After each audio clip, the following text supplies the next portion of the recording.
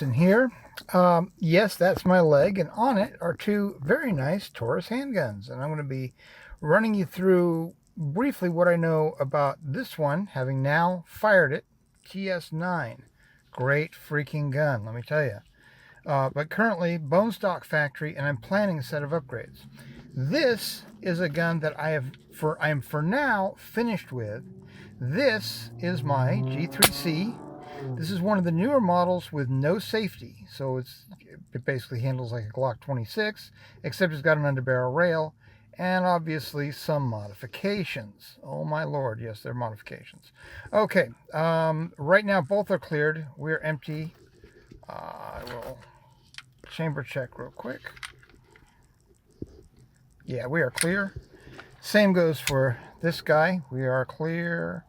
We are totally clear. We are totally clear. Okay, cool. Now, I'm going to show, let me start by, here's the box the TS9 came in, and I put in my own mag loader, much better one than what it came with. There's the original that it came with. Boy, these things, if you don't know what these things are, oh yeah, great mag loaders. Anyway, okay, cool. So it fits in the box, kind of nice.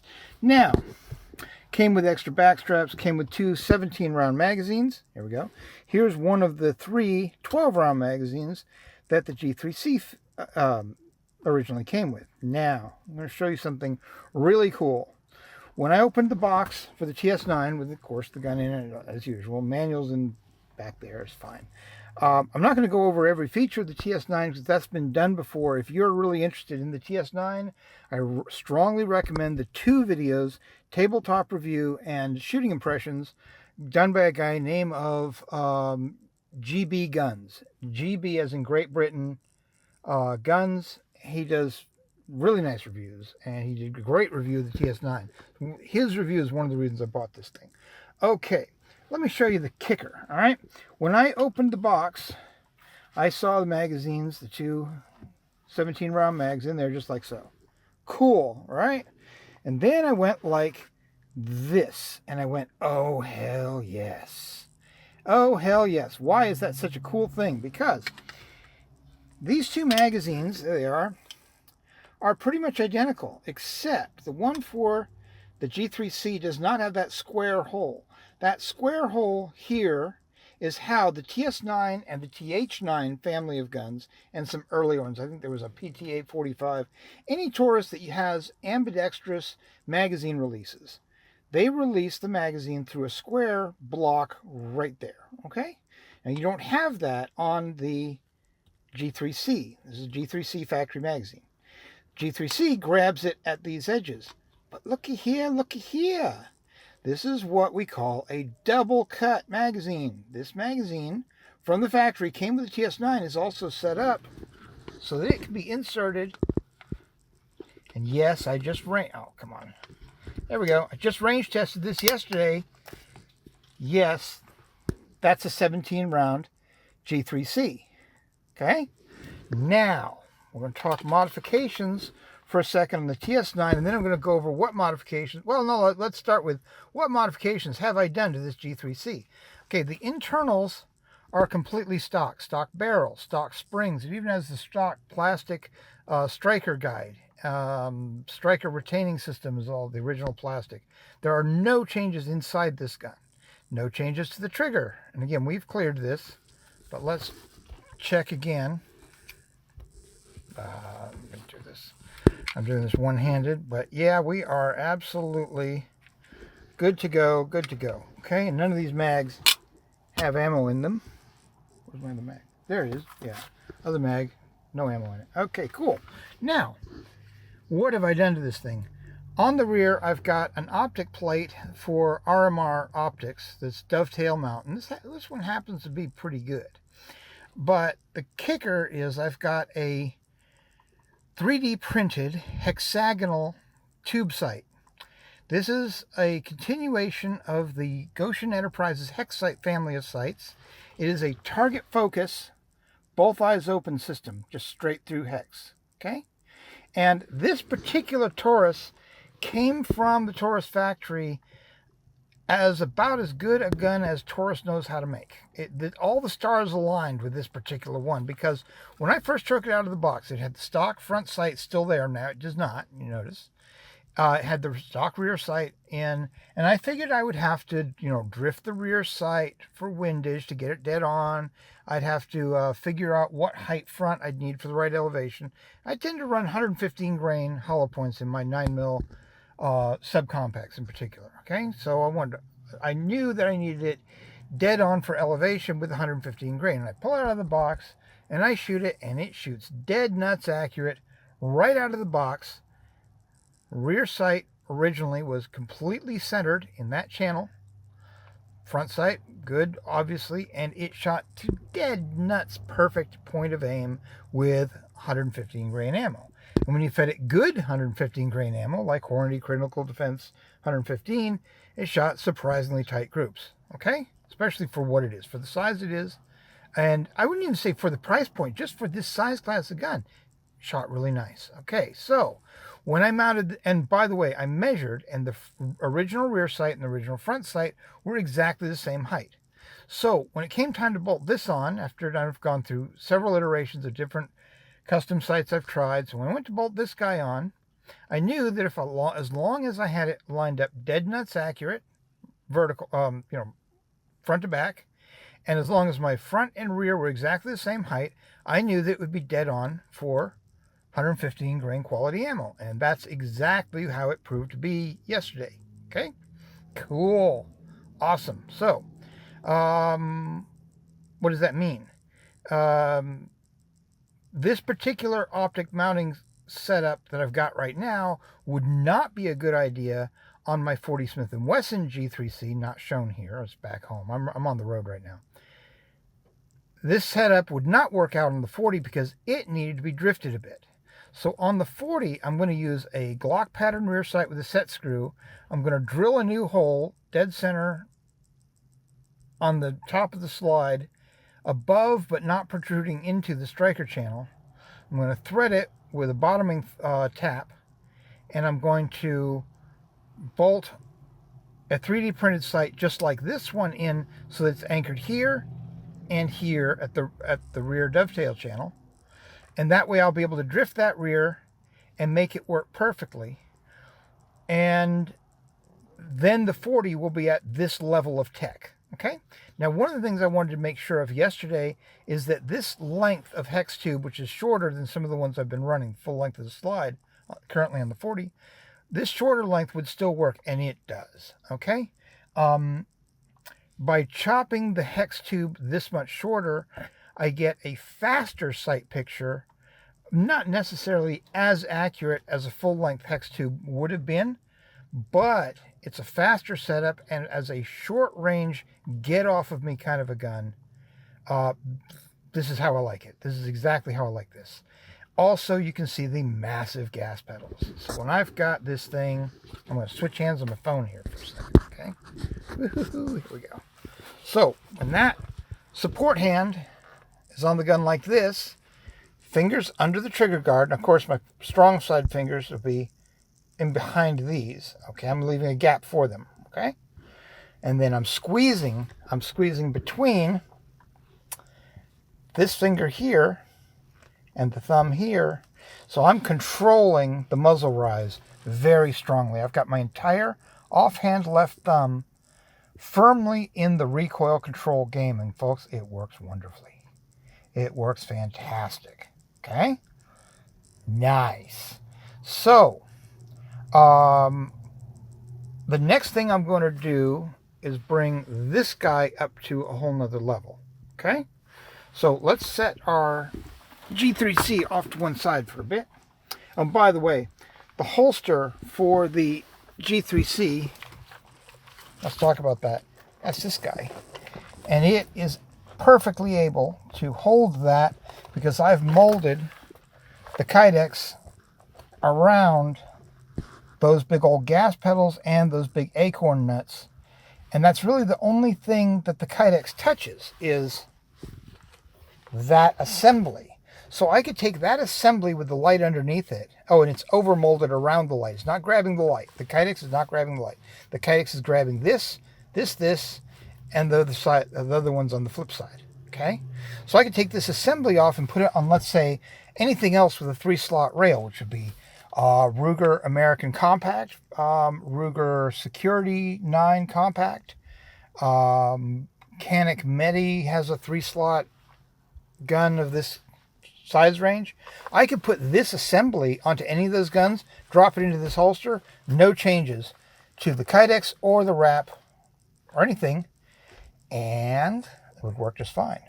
Very interesting possibility that I could, finalize a production version of all this so that you buy holster and gas pedal assembly and extended light mount. Well, it's really an upside down optic riser here. Between the light and the gun is what's going on there. I'll give you a hint.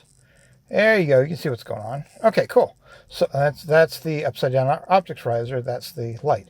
Okay, cool. So you could buy that, and then you could add whatever gun and whatever light, as long as it's within the right size range to fit in the leather wrap, and you're good to go. Be a very interesting sales technique. Okay, so let's put this guy aside, because that gun, although it's not really production ready, it is combat ready. It's ready for me to defend myself with this gun right now. No problem at all. Okay? Love it. So, let's talk about what we're going to do with this bad boy. Now, we are clear. Let's check that again. We are empty here. Awesome. Now, one of the things I'm going to do is put another of those optic risers here, gas pedal assembly. I think I'm going to only do it on the inside, because I'm going to set this gun up as an open carry gun rather than a concealed carry gun.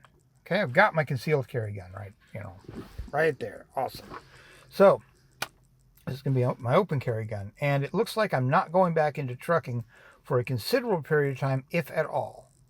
So I'm mostly operating now in the Alabama, Georgia, Tennessee area. So why not build an open carry gun? Jesus, why not? Okay, cool.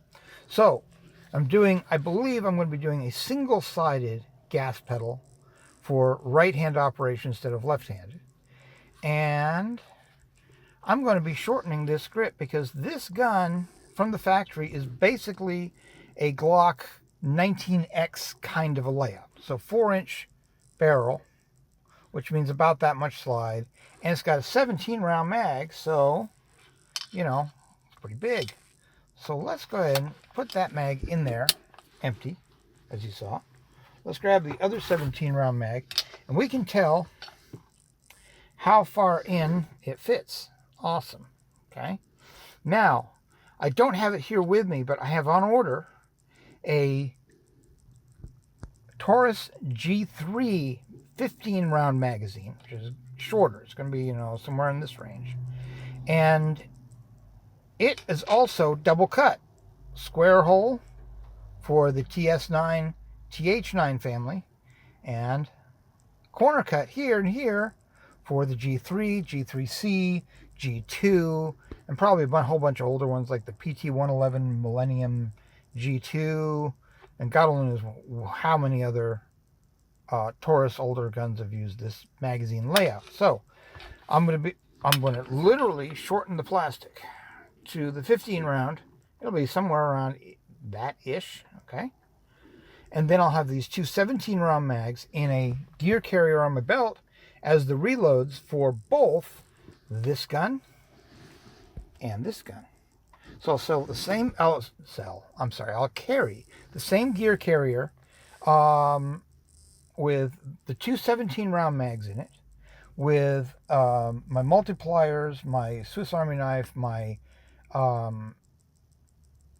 pepper spray, and my flashlight are all going to go in that gear carrier. And then no matter which of the two guns I'm running, I'll have reloads for them. Cool. Now, I've considered, theoretically, I could take one of these 12 round mags and I could cut a square hole. I can get the critical dimensions I need from one of the 17 round mags. All right? I can figure it out from here. Oh, I'm losing a little light. Hang on. Let's give a couple more light. Okay. I could figure it all out from there, and I might be able to turn this into a TH9 TS9 family compatible magazine. And then if it's about that deep, and obviously I'd take more careful measurements than what you see here, obviously, okay? But it would look about like this, roughly, and I could seriously chop the grip much shorter and have 13 rounds out of the holster, and then a pair of 17 round reloads, and whatever else I needed. I got it, you know, I've still got that 15 round mag. I've got all kinds of others. I'm starting to pile up magazines for this family of guns, which is cool. Now, do I really want to chop it that short? Well, I like the feel in the hand of the G3c. I just clipped that empty mag in here. Okay. I love how this feels in the hand. And if I think I can duplicate this feel on this gun, I'm going to be honest, I'm going to be real tempted to do so. Real tempted. But before I do that, I'm going to try chopping it to 15 round. More like a Glock 19. Okay. A little more traditional. And run the 15 round in the gun as the primary starting point coming out of the holster. Plus one, of course, 16. Same as a Glock 19. And then use the two 17s as my reloads off the belt. I will run it that way, test it that way, see how it feels. Oh, the other thing is, let's talk about hex tube sights. Now, this is a Bubitz gun. It was a gun designed by a guy named Wilhelm Bubitz of Austria, as you can probably tell from the name. Now, what do you see different? Yeah, there's no gap here for the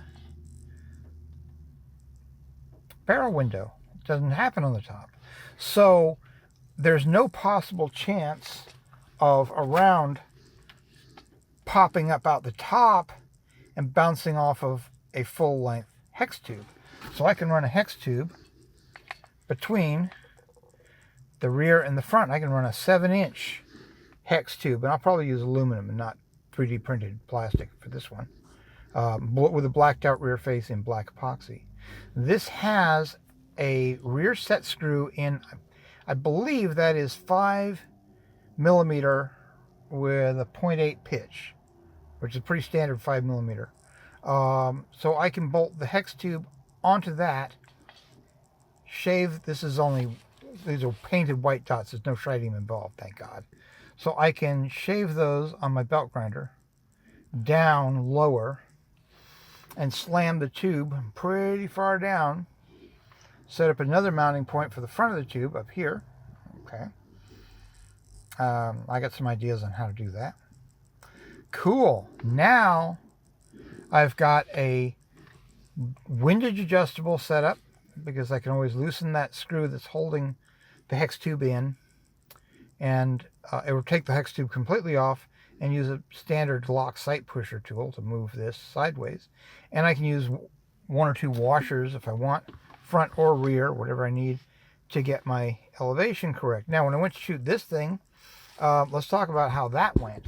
Obviously, bone stock condition right now. Shot it yesterday, and it's capable of some very tight groups. This is a fundamentally tighter, beefier, stronger gun than the G3c. It is fundamentally a better gun than that. Okay? This thing is perfect for fast and close. But once you get into longer ranges, oh, this is a sweetheart, because I was able to turn, firing one shot per second, freehand at 15 yards. I was turning in 1-inch groups with Hornady Critical Defense 115, which has always, in my experience, been a very accurate load. So you put, and these Tauruses, both of them, the barrels seem to have a preference for 115 grain over the heavyweights, which is fine, okay?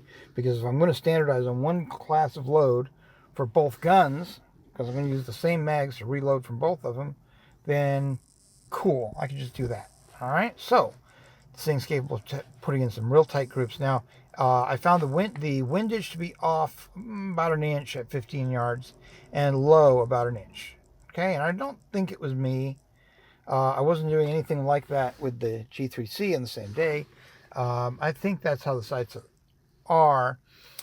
Probably, now I don't think it was off actually, but it's more like half an inch to the right, not an inch, now that I think about it.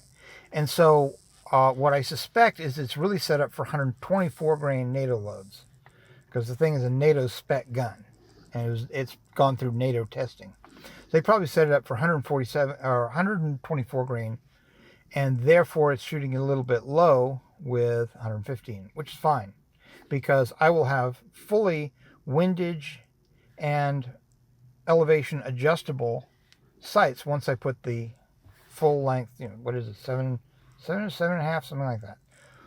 Whatever the measurement is, I'll measure it. No big deal.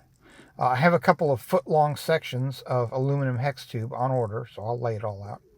So, upshot is this gun is going to be my long-range and accurate gun. And anytime I'm carrying this, I'm also going to have, my regular little bag holder like that with a G3c in it for fast and close situations. And so my plan is, if I've got this on me, I've also got this on me, because there's no reason not to. This is the most comfortable carry method I've ever run into. It's wonderful. So that's my plans. That's where we're at. Do I recommend? Now, I paid $295 for this thing. There's a weird difference between this and the G3c. The G3c has the serial number on the frame in two places. Once about right in here somewhere, and once under the barrel. More like here, but whatever, it's shorter. Because Brazilian law for civilian sale of guns requires serial number in two places. Okay, and that was considered a civilian sales gun. Well, my guess is they don't consider these a civilian sales gun. The rumor, and I think we're almost ready to confirm it here, is that a batch of these things came in about a year ago that were overruns from a foreign police contract that didn't work out for Taurus, so they dumped these guns on the American market. They changed them so that they don't have a manual safety here. This black strip here, that's just a plug for what used to be a manual safety that fit up into the trigger and blocked it right back here. You can see that. Okay, cool. So they converted them, or they originally sold them with no manual safety. I don't know which. And they dumped these guns on the American market about a year ago at prices typically around $220. Most of them are gone. This is still a brand new one from that era. Markings inside say that it was produced in, I think it was late 2023.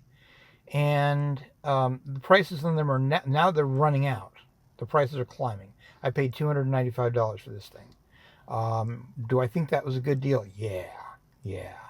From everything I can tell, this gun is built to a quality standard damned close to something like at least Glock, if not better. We might even be talking Walter quality, Springfield Echelon quality. This thing is impressive. It is a very, very nice gun.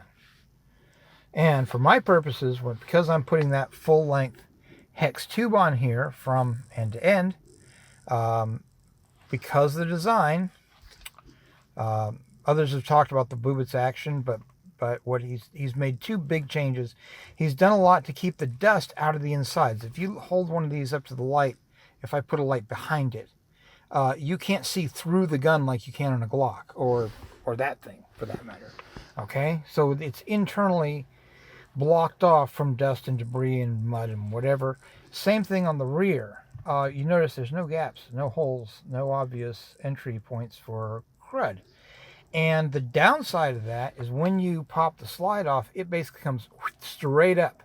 You can't run the slide off the front because the cover plate, the striker cover plate, is completely dust sealing the rear end of the gun.